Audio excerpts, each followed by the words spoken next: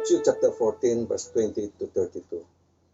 Lord, if it's you, Peter replied, tell me to come to you on the water. Come, he said. Then Peter got down out of the boat, walked on the water, and came toward Jesus. But when he saw the wind, he was afraid, and beginning to sink, cried out, Lord, save me. Immediately Jesus reached out his hand and caught him. You of little faith, he said, why did you doubt? And when they climbed into the boat, the wind died down. Then those who were in the boat worshipped him, saying, truly, you are the Son of God. Meron pong sinabi si Rene Descartes, who is a French philosopher. At ang sabi niya sa kanyang libro na Principles of Philosophy, if you would be a real seeker after the truth, it is necessary that at least you once in your life you doubt, as far as possible, all things. Kung ikaw daw po ay nananaliksik ng katotohanan, kailangan daw pagdudahan mo ang lahat ng bagay.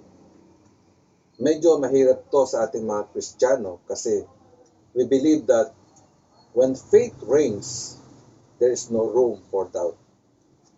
On the other hand, when you have a lot of doubts in your mind, there is no room for faith.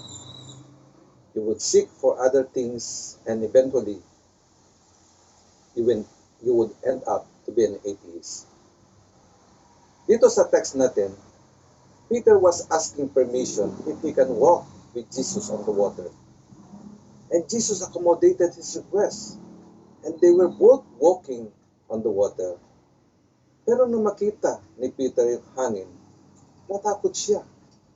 And he began to sink, and then he cried out for Jesus' help. This same thing happens to us all the time. Hindi man tayo naglalakad sa tubig, but sometimes we are doing miraculous things, having faith and confidence that we can do it. And then all of a sudden, we started to doubt.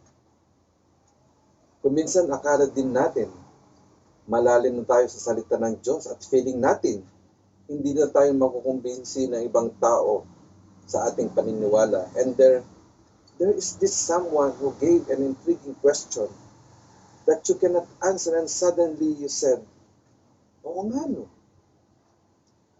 Because you don't have the answer, and suddenly you began to doubt.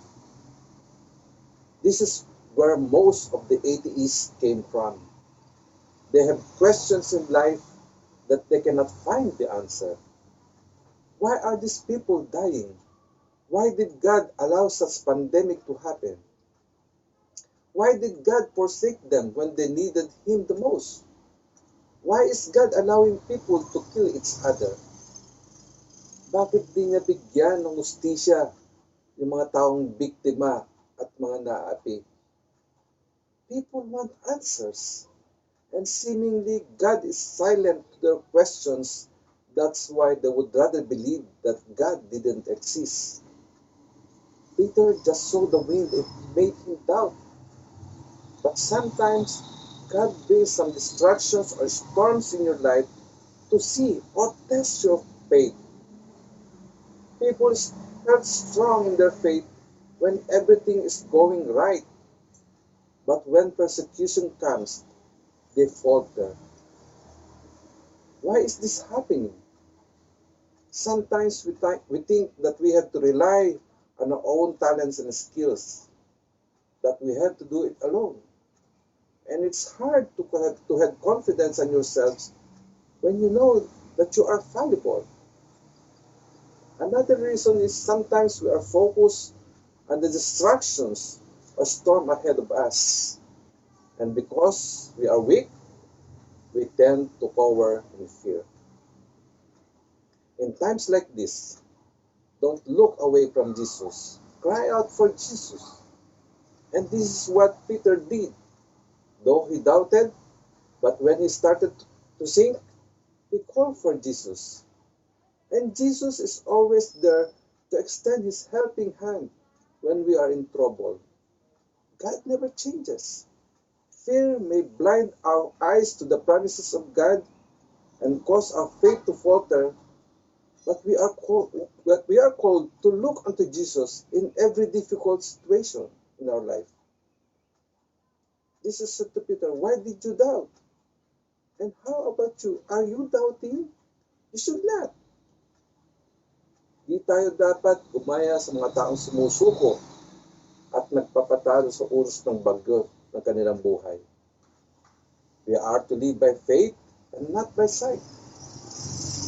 We should be like those who believe that God is trustworthy, who keeps His words and His promises. Magandang gabi and God bless po sa kanila.